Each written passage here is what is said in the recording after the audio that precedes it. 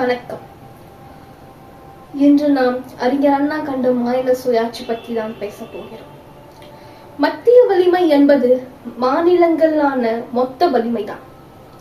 இப்படி மாநிலங்களுக்கென இருக்கும் ஒவ்வொரு தனித்தனியாக இருக்கும் அங்கீகாரங்களையும் அதிகாரங்களையும் எடுத்துக்கொண்டு வளர்வதால் நம் நாட்டின் மத்திய வலிமை மற்ற நாடுகளுடன் ஒப்பிடுகையில் வளர்ந்து விட்டதா என்று கேட்டால் நிச்சயம் அது ஒரு பெரிய கேள்விக்குறிதான். இதனால் மாநில வலிமைதான் மிகவும் பாதிக்கப்படுகிறது. இப்படி மாநில வலிமைகள் பாதிப்படைகிறது என்றால் எதற்காக மாநிலங்களை பிரிக்கிறார்கள்?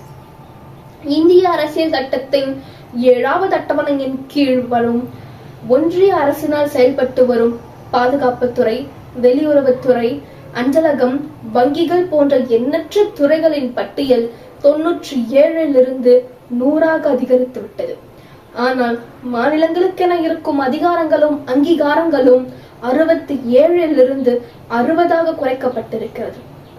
இதெல்லாம் ஏனென்றால் மத்திய வலிமை என்பது மாநிலங்களால் ஆன ஒரு கூட்டுச் சங்கிலியே, அதாவது ஒரு இணைப்புச் சங்கிலி, ஒரு துருபிடித்த இணைப்புச் சங்கிலி. இந்த துருவை அகற்ற வேண்டும் என்பதற்காகத்தான் இந்த துருவிற்கு ஒரு தீர்வாக மாநில சுய ஆட்சி, அதாவது மாநிலங்களுக்கெல்லாம் தனித்தனி அதிகாரங்களும் அங்கீகாரங்களும் வழங்கப்பட வேண்டும் என்பதற்காக போராடினார் அறிஞர் அண்ணா.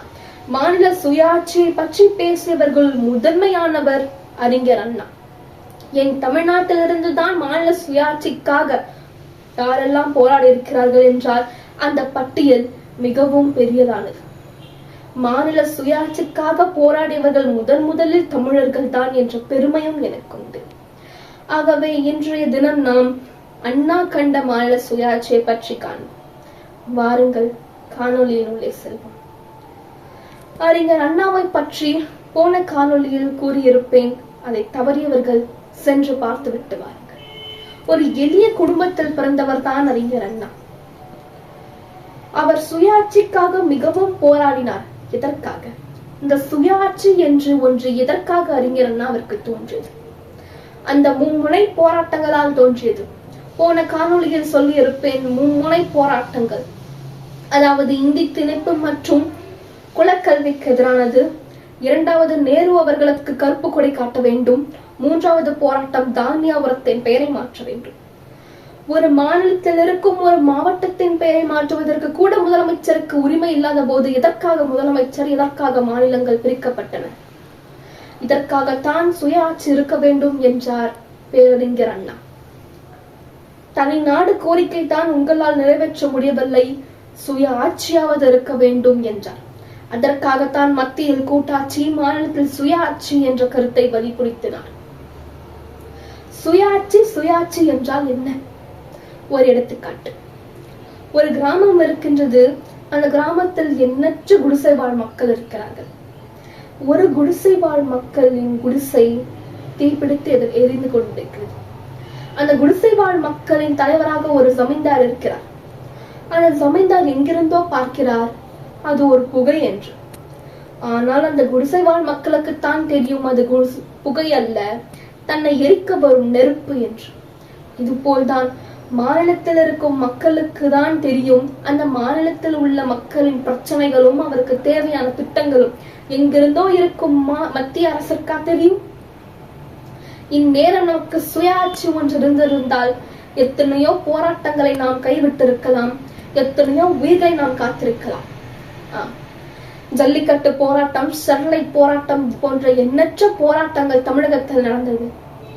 இதற்கெல்லாம் காரணம் மத்திய அரசு.